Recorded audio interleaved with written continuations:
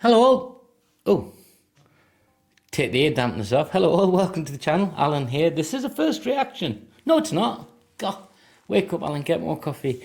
It's a review. I know the song. Some critical thinking about the lyrics from my perspective.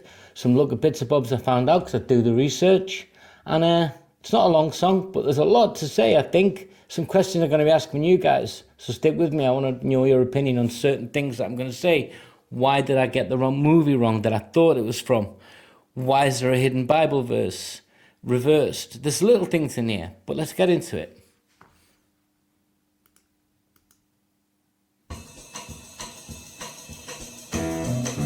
Jazzy.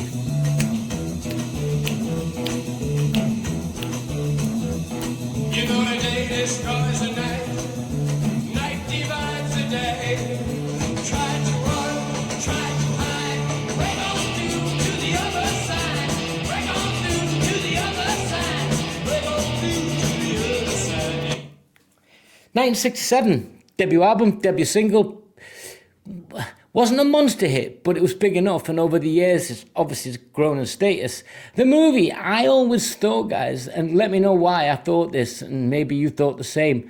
I first heard this in Good Morning Vietnam. Turns out I was wrong, it was Jarhead, or maybe it was in the 91 movie, The Doors. Which, no, I never saw that. No, I didn't watch that movie. I don't think I did. I don't think so. That was Val Kilmer, that one, right? Anyway, getting off. So I always thought it was Good Morning Vietnam, and it wasn't. Strange, but what a debut single. But I'll ask you this. The title of the song is Break On Through to the Other Side. At the end of all this, you need to come in the comments, guys, and let me know, what does the other side mean to you based on the context the whole time of the song? 67, this is huge counterculture time. This is a time when musicians, like them or love them, they actually had something to say. When civil disobedience wasn't just looting and buying everything, it was had a real meaning to it. You had the hippie movement, you had the anti-war movement, peak Vietnam this was. So the whole thing, Watergate, everything was all happening from 64 all the way through. And as much, I don't care what side of the fence people politically sit on, if you can't look back in history and say, oh, this is liberalism, this is anti-war at its best, it meant something, it affected change. How much change and for how long doesn't matter. The world talked about it. So it was kind of cool. So let's listen to the rest of the song. Oh, you know, the night destroys, oh, here we go. You know, the day destroys the night divides the day. That's the opening line. That sets a tone of duality if you think about it, doesn't it? Day, night. And then there's an existential tension in that. Break on through to the other side. That's not, in my opinion, it's not just about escape, it's about expansion, but expansion to where? Break through what? Ego, society, reality? Spirituality into real Christian spirituality, or break away from everything that is, transcend it into something else? I don't know. Tell me what you think, guys, at the end of the song. We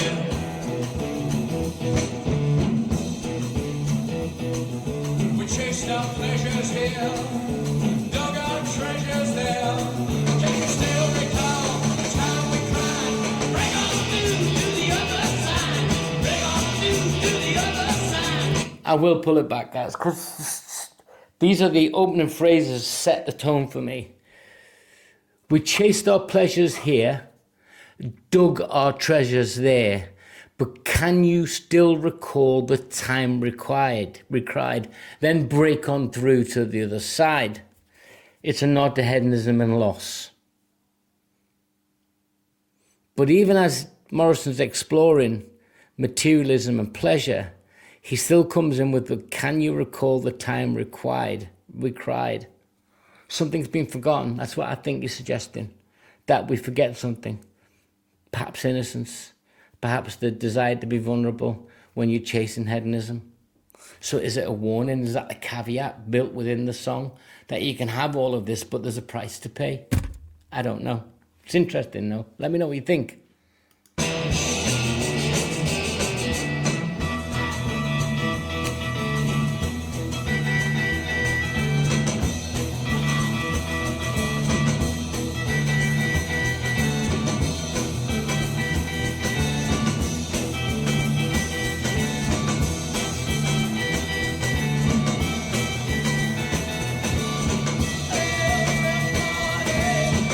Isn't Ray Manzarek on organ? Isn't it relentless? Isn't it hypnotic?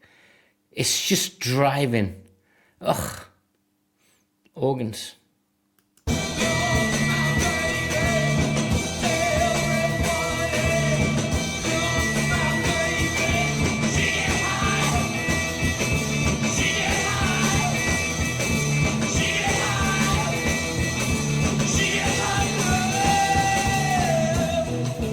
That was cut. Everybody Loves My Baby. The She Get High bit was either buried or cut in the original mix, in the original release. Just cut.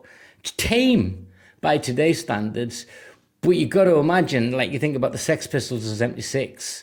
There's been songs been banned before, Donna Summer, and there's been all sorts of artists that have had stuff banned. Radio 1, states in the UK, when those conservatives or government pressure say, oh, we can't have that. It's counterculture, it's drugs, high, we can't have that.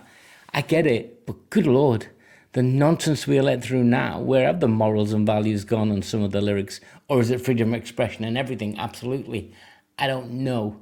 But it raises a point for me because this song also talks about hedonism. And if you allow everything to be hedonistic, then maybe you'll lose out on something.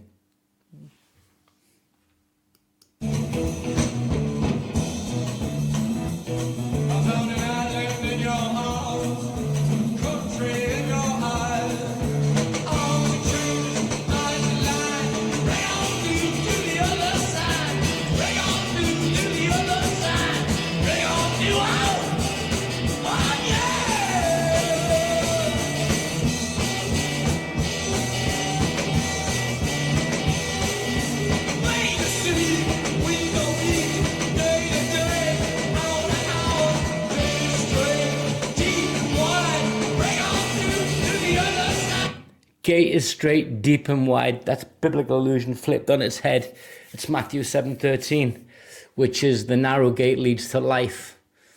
Morrison's here. Is he declaring the wide gate to be the path? Is it counterculture spirituality? Is the other side counterculture spirituality? Or is the other side actual transcendence into a pure state? God knows. What's he breaking away from? What's he trying to tell us? You got to let me know in the comments, guys.